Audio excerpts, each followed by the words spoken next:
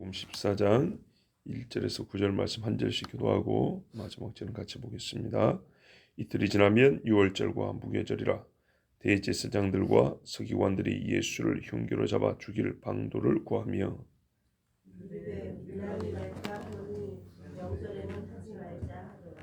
예수께서 베다니 나병 환자 시몬의 집에서 식사하실 때에 한 여자가 매우 값진 향유 곧 순전한 나드 한 옥합을 가지고 와서 그 옥합을 깨뜨려 예수의 머리에 부으니 어떤 사람들이 화를 내어 서로 말하되 어찌하여 이 향유를 허비하는가. 이 향유를 300데나리온 이상에 팔아 가난한 자들에게 줄 수 있었겠도다 하며 그 여자를 책망하는지라. 예수께서 이르시되 가만두라. 너희가 어찌하여 그를 괴롭게 하는가.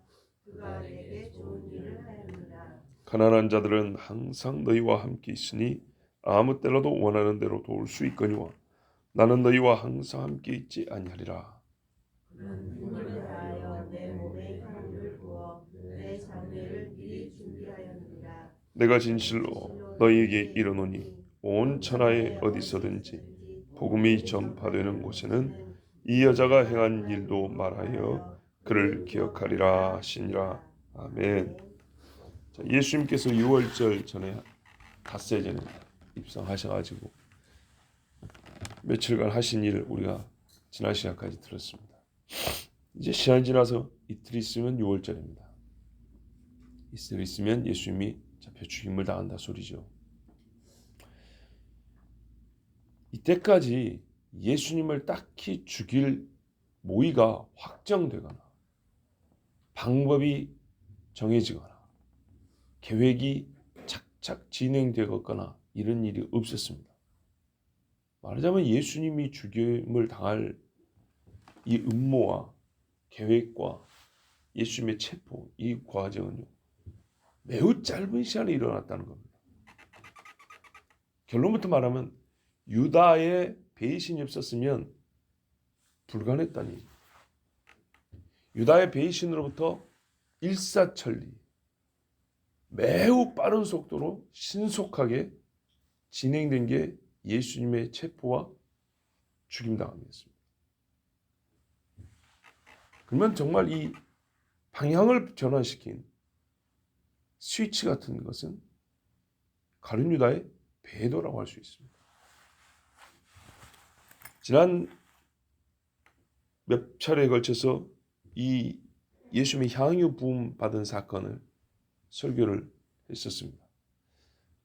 제가 다른 교회에서도 몇 번 했었고 우리 교회에서도 복음서 강의를 하다 보면 했었고 또 강의가 아니라도 주일 설교로 우리 교회 부임해서 얼마 안 돼서 한 1년쯤 지났을 때인가 했던 기억이 있습니다. 근데 오늘 지금 왜 옛날에 설교했던 것을 언급을 해드리냐?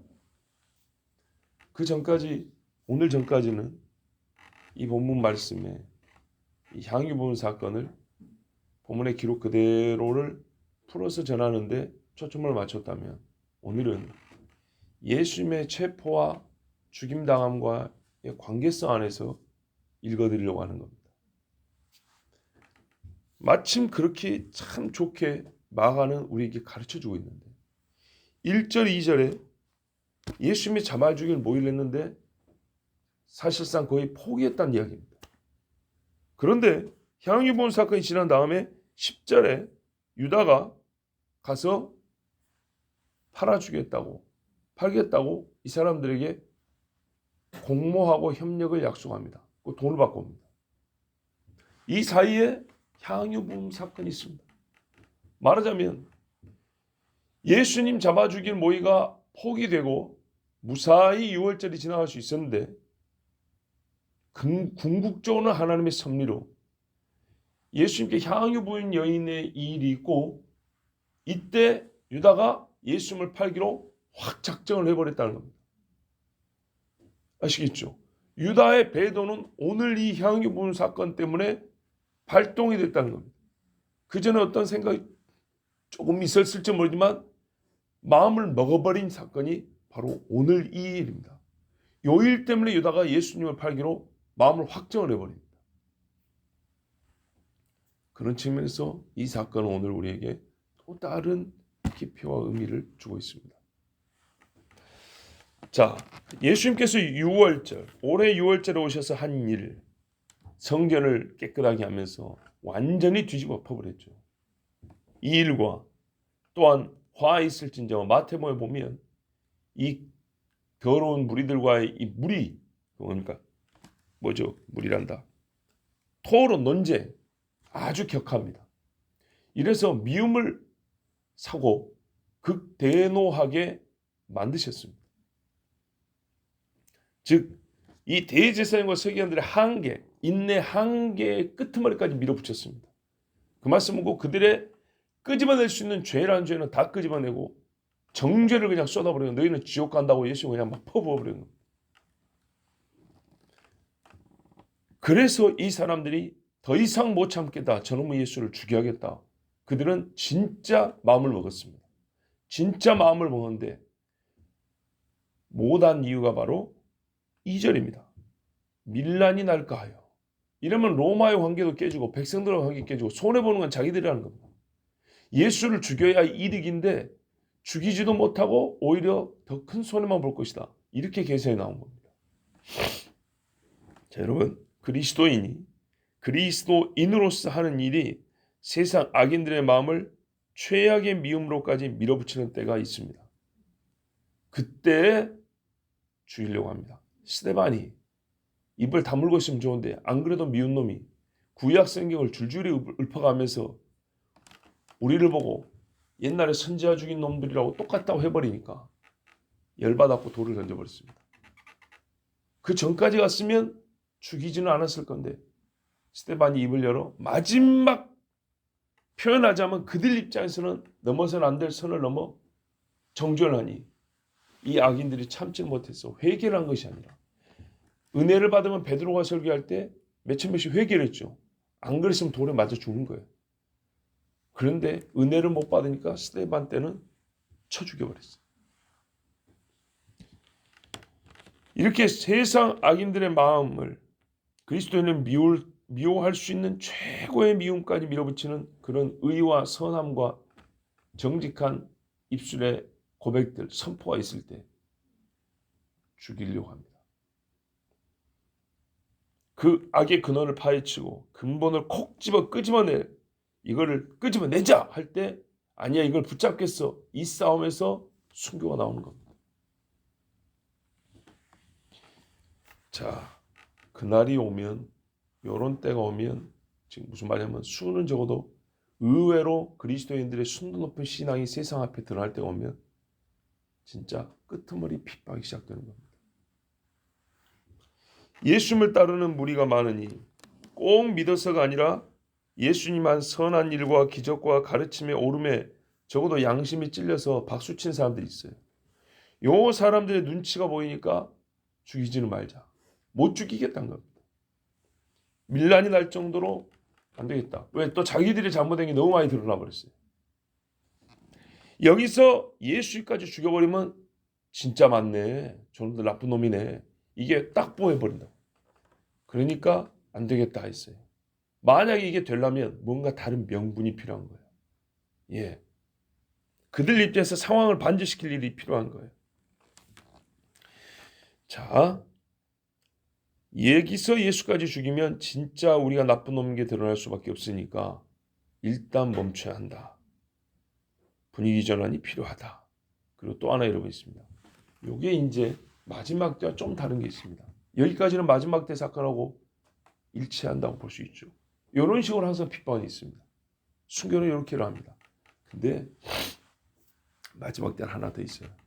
뭐였냐면 이렇게 밀란이 일어날 사람들 있죠. 이때 말입니다. 예수를 뺐으면 밀란이 나잖아요. 근데 예수 대신 대체시켜줄 인물을 주면 이 위험도가 떨어집니다. 사람들이 그 사람한테 매력을 느끼고 가버리면 예수 죽인 데 대해서 누가 크게 관심을 기울이지 않습니다. 적 그리스도. 예를 줄 테니까 요놈 내놔라. 세상 그렇게 합니다. 바라바. 예수를 죽이고 바라바를 주시오. 성경에 말해요. 무리가 이 대제사장과 서기관들이 선동되어 그렇게 했다 그랬습니다. 여러분, 영적 원리와 패턴은 똑같습니다.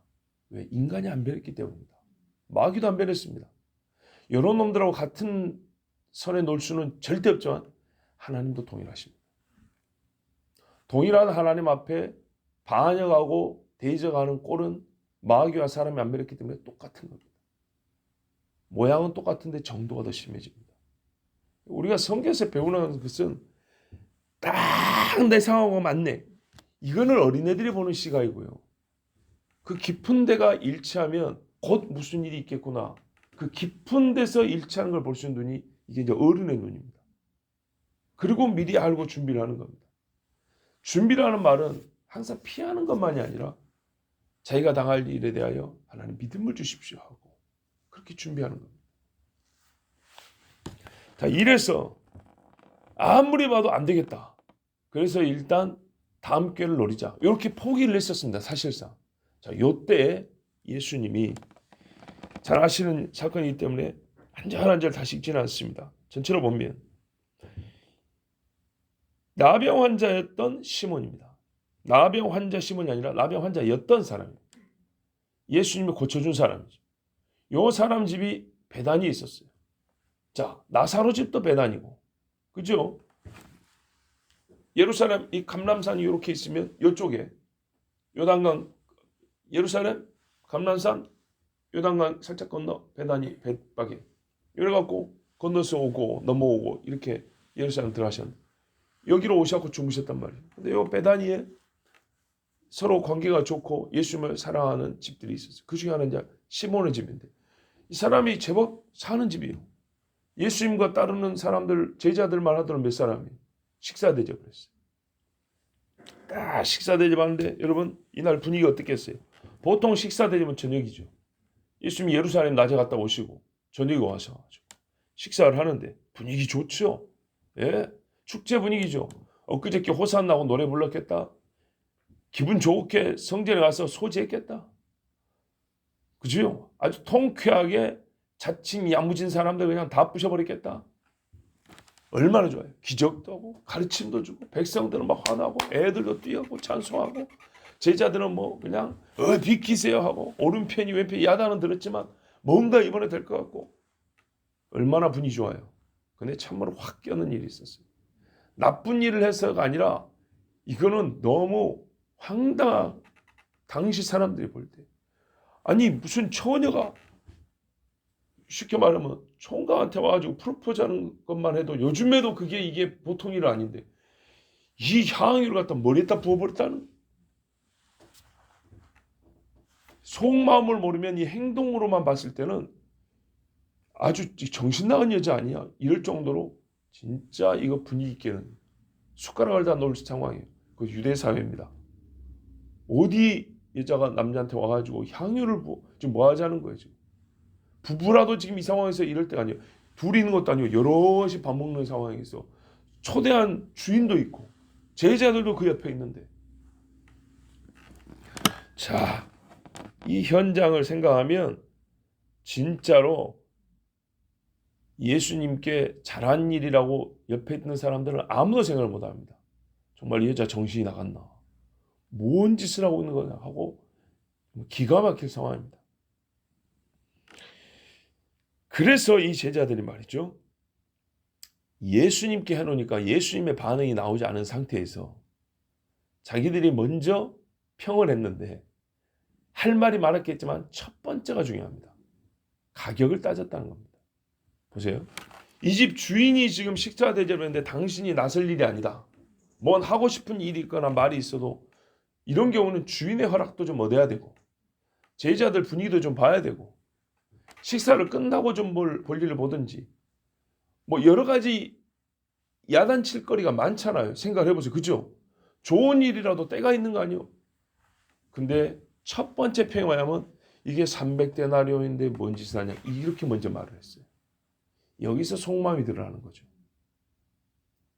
야단을 치더라도 다른 이유로 야단칠 것이 분명히 있는데도 불구하고 상식적으로 볼 때 말이죠. 가장 먼저 꺼낸 것이 돈이었어요. 누가 먼저 이야기를 했을까요? 유다입니다. 다른 복음서는 어떻게 되냐면 유다가 맨 처음에 요 이야기를 합니다. 그 다음에 제자들이 그러게 이 여자가 말 이러고 제자들이 마음이 끌려가서 똑같은 이유로 여인을 책망합니다. 그리고 본문에는 뭐라 그래요? 오늘 마가복음에는 어떤 사람들이 이렇게 되어 있습니다. 아마 유다로부터 시작돼서 다른 제자들과 또 주변에 몇몇 사람들이 궁시렁궁시렁 못했을 겁니다. 그러나 일단 예수님이 조용히 계시니까 왜요? 여러분 저를 봐보세요. 향유를 바가지에 물 붓듯이 이렇게 붓고 도망간 게 아니에요. 서서 이렇게 부으면서 그 앞에서 울고 있단 말이에요. 가만 서가지고. 그러니까 이게 시간이 좀 있어요. 그러니까 예수님의 반응이 지금 나와야 되는데 예수님이 가만히 계시니까 그 이 분위기 조용한 갑자기 참으로 조용한 분위기 속에서 막 시끄럽고 막 말을 할 수 없겠죠. 그러니까는 쑥덕쑥덕 되면서 이제 조금 큰 소리가 나오는 그런 상황이었어요. 자, 그래서 이 여자가 한 일을 결코 잘한 일로 여기지 아니하고 가룟 유다부터 시작해서 돈을 이유로 가격을 이유로 여자를 꾸짖기 시작했습니다. 참 언제부터 자기들이 가난한 자를 그렇게 끔찍이 생각했다고? 지금 가난한 자 보십시오. 똑같은 양을 쳐도 여기에 평시에 우리가 반드시 해야 될 도덕 덕목이 하나 들어가면 꾸짖음에 뭐랄까요? 정당함이 더 커지죠. 상황이 꼭 어울리진 않는데 항상 옳은 말이 있어요. 어떤 상황에도 옳은 말이 있어요. 우리가 항상 가난한 자를 생각해야 됩니다. 언제 붙여도 맞는 말이에요. 어른을 공개해야 됩니다. 항상 맞는 말이에요. 상황 불문. 근데 이것을 남을 책망하는 데다가 살짝 더 얹으면 더 그럴듯하게 들리는 거예요. 그 상황에 꼭 맞는 말이 아니지만 항상 옳은 말이면 반쯤은 다 걸치게 돼 있어요. 하나님 이야기할 때도 상황 불문 은혜 하면 반쯤은 걸쳐서 그게 틀리다고 말을 못해요. 누가 은혜를 틀리다고 말하겠어요. 근데 지금은 꼭 그 이야기 할 타이밍이 아닌데도 은혜 이야기를 하면 은혜 자체를 부인하지 못하기 때문에 상황을 반쯤 인정하는 꼴이 돼요. 자, 이렇게 말하니까 예수님이 뭐라 그래요? 가만둬라 그랬어요. 너희가 이 여자를 괴롭게 하냐? 여자를 예수님이 칭찬한 겁니다. 나무라는 사람을 꾸짖는 거예요. 괜히 착한 척 생생되지 마라. 내게 좋은 일을 했다 그랬어요. 지금 잘 보세요 여러분. 예수님께 식사대접한 시몬이라는 사람 예수님께 좋은 일하고 있습니까? 나쁜 일하고 있습니까? 좋은 일하고 있죠. 똑같다고 말한 거예요. 여인을 책망하려면 원리상 시몬도 책망해야지. 우리에게 식사를 대접할 것이 아니라 저 가난한 사람들을 불러서 갚을 것이 없는 사람들의 밥을 먹여야 될 거 아니에요. 오늘 이 차린 걸 생각하면 이게 수백만 원어치 음식이 되는데 왜 당신은 저 옆에 있는 가난한 사람 생각하지 않소? 이렇게 해야 될 거 아니에요.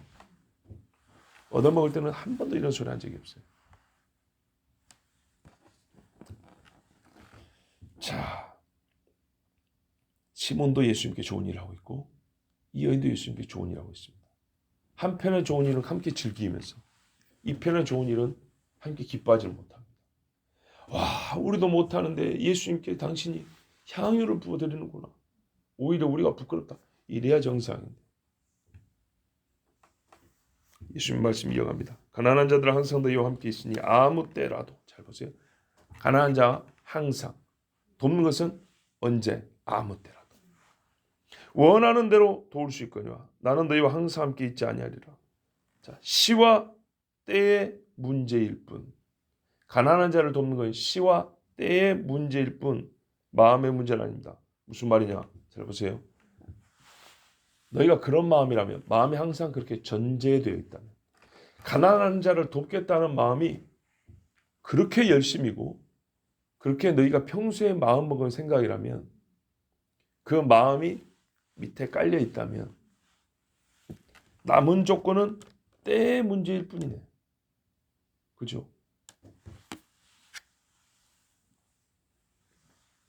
보세요.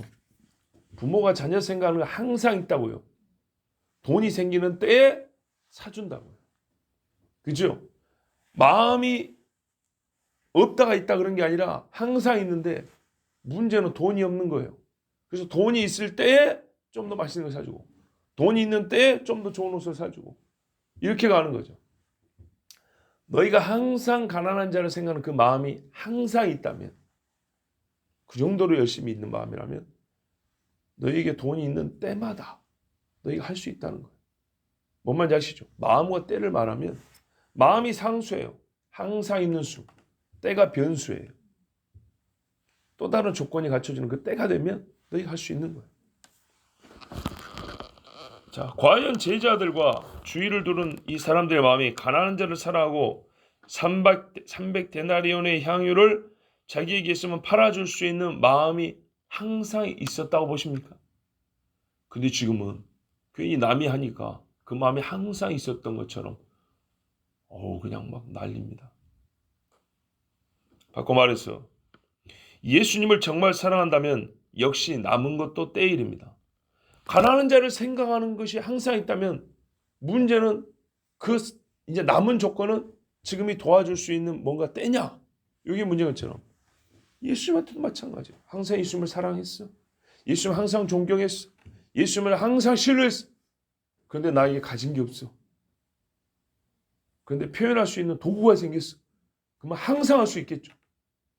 과연 이 제자들이 그런 사람들이냐? 그렇게도 하면서도 그렇지 못하기도 하고. 여러분, 예수님을 정말 사랑하는 사람은요, 남은 것이 때의 문제이기 때문에 이게 막혀지지 않으면 항상 사랑의 표현을 하게 되어 있습니다. 특별히 지금은 때가 얼마 남지 않았으므로, 예수님의 육체의 때가 얼마 남지 않았으므로 예수님을 사랑한다면 최고의 표현을 할 때가 지금입니다. 존경과 사랑과 신뢰의 마음을 힘을 다해 표현하려고 할 것입니다. 그 마음이 진짜 진정하다면. 맞죠? 부모 자식 간도 생각해 보세요. 시간이 얼마 없다. 그러면은 항상 있는 마음이지만 지금이 시간이 얼마 없는 때이기 때문에 다 부어들려 할 거라고. 그렇다면 지금 제자들은 때를 몰라요. 그죠? 근데 가만 보면 때를 모르는 것뿐만 아니라 이 여자만큼 예수님을 사랑하는지도 의심스럽죠. 두 가지 다 문제인 거예요. 항상 사랑하면 남들보다 때를 다 포착하게 돼 있고 그 때를 잘 활용하게 돼 있고 때를 잘 포착하고 때를 놓치지 않는 사람 보면 평시에 마음이 얼마나 진실한지 알 수 있어요. 이 제자들은 여인만큼 예수님을 사랑하지 못하고 여인만큼 때에 대한 지각도 부족하고 더 나은 게 없어요. 그래서 드린 말씀이 현재 상태로 진짜 제자는 이 여자라고 말하는 거예요. 여러분, 때의 차이를 지각하는 자는 사랑의 차이를 가지고 있는 사람입니다. 그는 힘을 다하여 보십시오. 마음이 다한 사람은 힘을 다합니다. 힘을 다하여. 육의 수고가 없는 영과 진리의 예배는 없습니다. 내 몸의 향유를 부어 장례, 내 장례를 미리 준비했느니라. 얼마나 지각이 있습니까? 누가 일을 하랬단 말입니까? 여인은 제자들 중 누구도 모르고 아무도 짐작하지 못하는 일을 원하지도 않는 일인 예수님의 죽음을 미리 알고 예수님의 장례도 미리 준비하였습니다. 미리 알고 미리 준비했습니다. 미리는 언제부터 했을까요? 언제부터가 이 미리의 시작이었을까요? 1년 전인가요? 3년 전인가요? 이 여인의 사랑, 그 깊이 있는 신앙심을 짐작할 수 있겠습니까? 300데나리온 준비하려면 시간이 많이 걸립니다. 예수께서 죽으실 때 그 몸에 손을 댈 수 없습니다. 여인이 직접 손을 못 댑니다. 지금 여인은 자기가 할 수 있는 일을 한 겁니다. 살아계신 예수님 앞에 마음을 보여드리고 싶었습니다. 내가 당신의 죽음을 알고 있다. 근데 이 마음을 표현할 방법이 이거밖에 없습니다. 이 중에 아무도 말이 통하지 않고 아무도 듣지 않습니다. 그래서 고요히 자기 혼자 표현하는데 이게 최상의 표현 방법이었습니다. 저는 알고 있습니다, 주님. 주께서 내 죄를 위하여 못 박혀 죽으실 것을 알고 있습니다. 이 마음입니다. 예수님께서 가르친 천국 복음이 뭡니까? 그저 천국이 왔다. 여러분의 마음에 천국이 있음을 믿으라. 이게 천국 복음입니까? 하나님께서 세상을 이처럼 사사 그 독생자를 주셨어요. 그는 의인을 부른 것이 아니라 죄인을 부랐고 회개시키러 왔고 죄인들을 위하여 자기의 목숨을 대속제물로 주려 함이라. 이를 믿으라, 회개하라, 천국이 가까이 왔느니라. 이게 복음 아니에요? 제대로 들은 여자예요. 그래서 우리가 마리아라고 보는데 마리아라고 부르는데 예수님의 무릎 아래 앉아서 말씀을 들었다 했어요. 이 듣는 자세에서 다른 사람들보다 더 훌륭하게 말씀에 깨달음이 있었던 겁니다. 마음이 끌리는 것입니다. 나를 믿는 자는 또 아버지를 보하느니라 그랬어요. 정말로 하나님을 만난 사람이죠.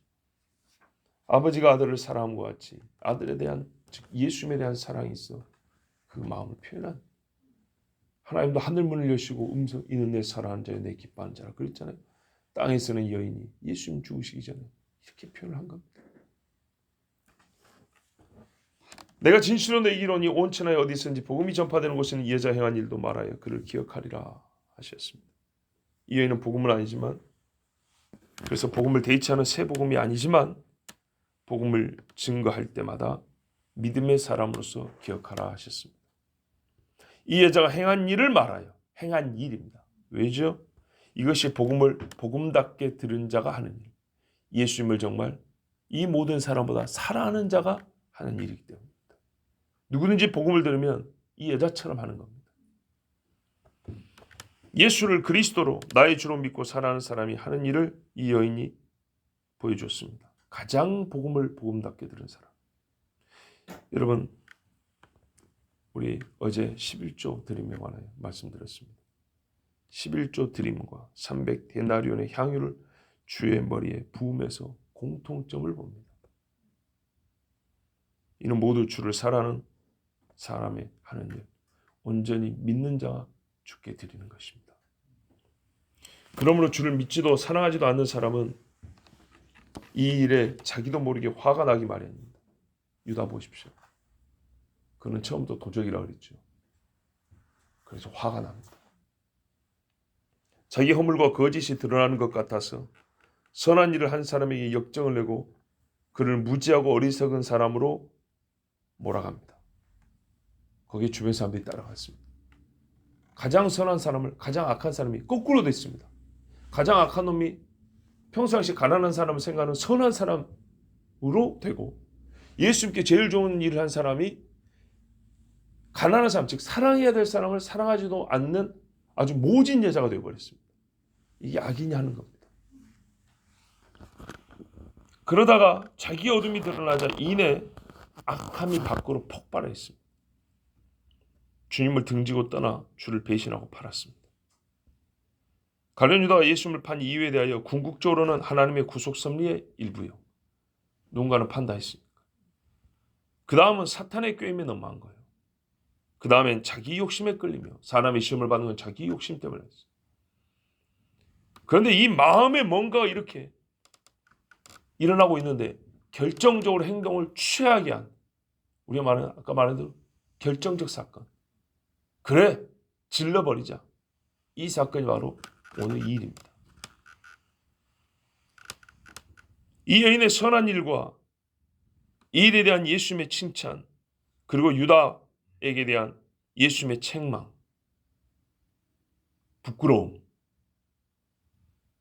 그렇죠. 방금 몇 분 전까지만 하더라도 이 사람들이 다 나를 따랐는데 이제 예수님의 책망을 듣고 나니 이 부끄러운 무리의 수괴가 유다가 됐죠.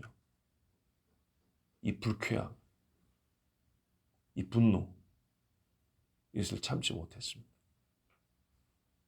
그리고 그 다음 날인가 아니면 그날 밤인가 예루살렘에 가지고 몰래 돈을 받고 예수님 팔아먹일 작전을 짜고 옵니다. 예수님 다 하시고도 성찬에 6월절 식사에 음식을 주시죠. 그런데 유다는 그마저도 받고 나가버렸다 했습니다.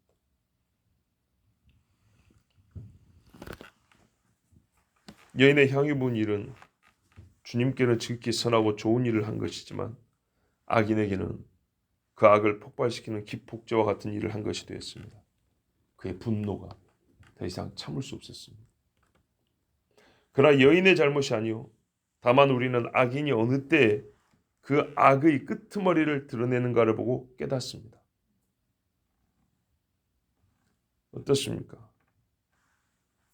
주 예수께서 여호와 하나님의 성전을 깨끗게 하시며 성전의 이름에 맞는 만민의 기도하는 집, 내 아버지의 집이라 하는 그 이름에 맞는 일을 하셨습니다. 아버지께 아들로서 해야 할 일을 했습니다. 그때 성전을 도적의 속으로 만든 도둑놈들이 주를 죽이려 하는 마음을 굳혔습니다. 한 여인이 예수님께 지극히 합당한 일을 하자 가룟 유다 도둑놈은 여인을 창피를 주고 감히 꾸짖고 예수님을 팔아넘겼으니 사탄의 하는 일과 사탄의 사람의 하는 일, 그 속이 항상 이와 같지 않습니까?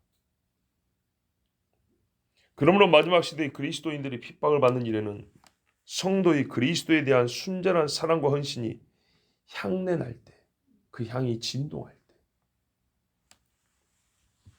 이 그리스도인들을 향하여 악인들의 분노가 폭발할 겁니다.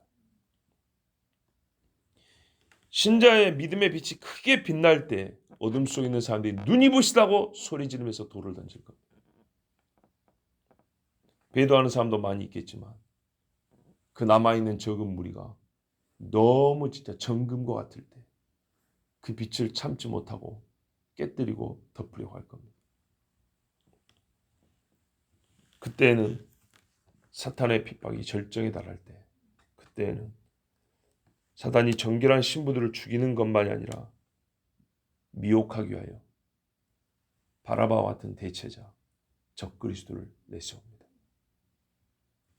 이게 더러운 일입니다. 정결한 신부를 도둑질을만 하는 게 아니라 그 마음을 뺏어버립니다. 봐보세요.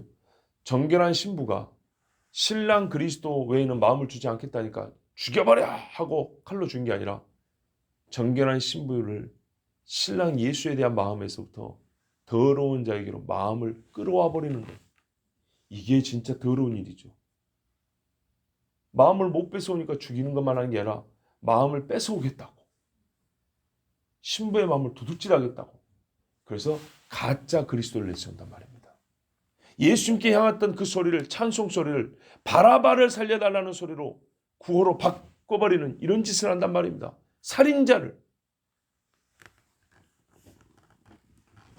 그래서 여러분, 미혹하기 위하여 사탄은 신부를 더럽히기 위하여, 죽이기만 하면 차라리 나은데 더럽히기 위하여 가짜 그리스도도 내세우는 전략까지 펼 것이니, 예수님이 마지막 때에 있을 일을 말씀하면서 첫 번째, 너희가 미혹당하지 말라 말씀하신 이유를 알 수 있습니다. 그러니 여러분 더욱 조심하고 기도해야겠습니다. 주의 말씀을 우리가 붙잡지만 반대로 말씀이 나를 붙들고 있도록 나를 내어드려야 합니다. 말씀에 붙들려 있어야 합니다.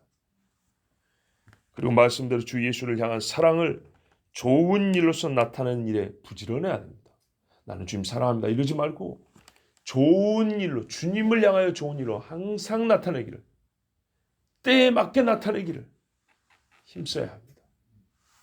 이 여인은 결코 실족하지 않고 구원을 받았으니, 그래서 예수님이 복음이 증거될 때마다 이 여인을 기념하랬으니, 따라서 복음이 기록되어 있고 이 정도 주의 분배에 따라 오늘 이 여인의 행한 일을 기념했으니, 여러분 우리도 이 여인과 같이 항상 주님을 사랑하고 주님께 사랑의 표현하는 정결한 신부가 되어야겠습니다. 기도하겠습니다.